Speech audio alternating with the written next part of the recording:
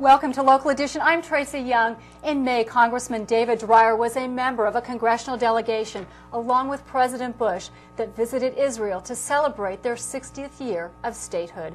And he joins us to talk about his thoughts along this trip and other issues in the Middle East. Thanks for being with us, Always sir. good to be with you, Tracy. And it's interesting, it was a very bipartisan trip because I went really at the invitation of my California colleague, the Speaker of the House, Nancy Pelosi, and I was privileged to be one of only 2 Republicans. There were 11 Democrats who went along, so it was an interesting bipartisan delegation. When you were standing there, what were you thinking? Because I go back to, 1947 when the UN partitioned. It was supposed to be a Palestinian state and an Israeli state, and you're standing there 60 years later. Give us your impression of what that celebration was like. Well, I will tell you the thing, it was a very important celebration because 60 years of independence is something that, for a country that has been targeted for such a long period of time for extinction, and at this moment, as we know, Mahmoud Ahmadinejad of Iran would love to just obliterate Israel from the face of the earth. So you feel that you're in a sort of a fragile place, but I will tell you the thing that really struck me, Tracy.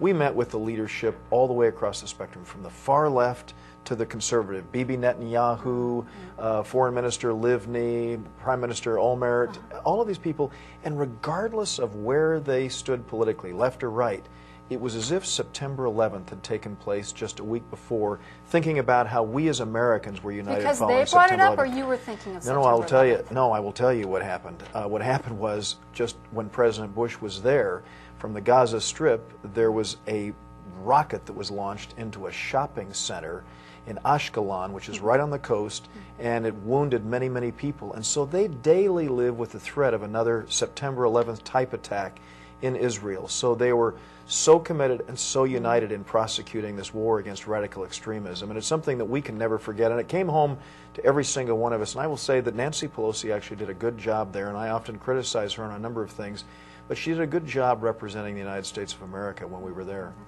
We've seen this ceasefire that, Israel and Gaza are trying to find a way to make some peace. Israel has found a way to make some peace with the West Bank and with Fatah, but they're having a difficult time with Hamas in the Gaza Strip. But then just a couple days after the ceasefire, a rocket was lobbed. Is that a small fraction that want to continue to put salt in this wound, or is it Hamas speaking solely to Israel? Hamas is a terrorist organization. We all know that. They won as a political party in the Palestinian territory simply because they were meeting, the trains weren't running on time, and people weren't voting to support terrorism. They were voting because they were upset with the Fatah leadership.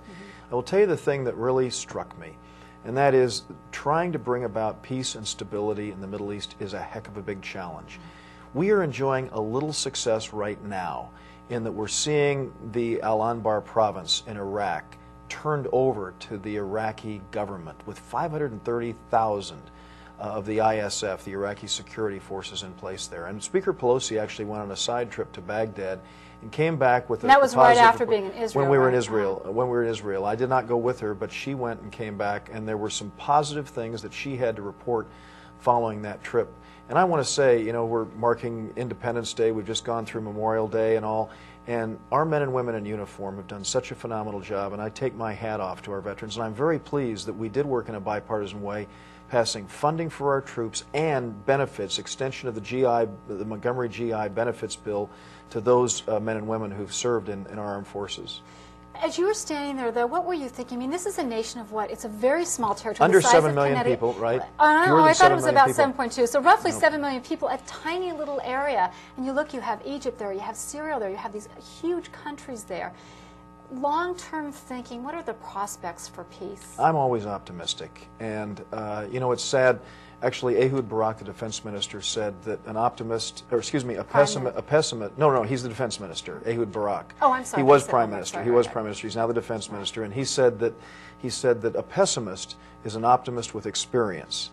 And so, but I'm still an optimist on these things, Tracy, and I think we need to recognize that it's very, very tenuous, but we have to be vigilant. And we can't give up. It's great to be here in California, though. Thank you, sir. Thanks to be with you. Time. For Local Edition, I'm Tracy Young. Now back to CNN Headline News.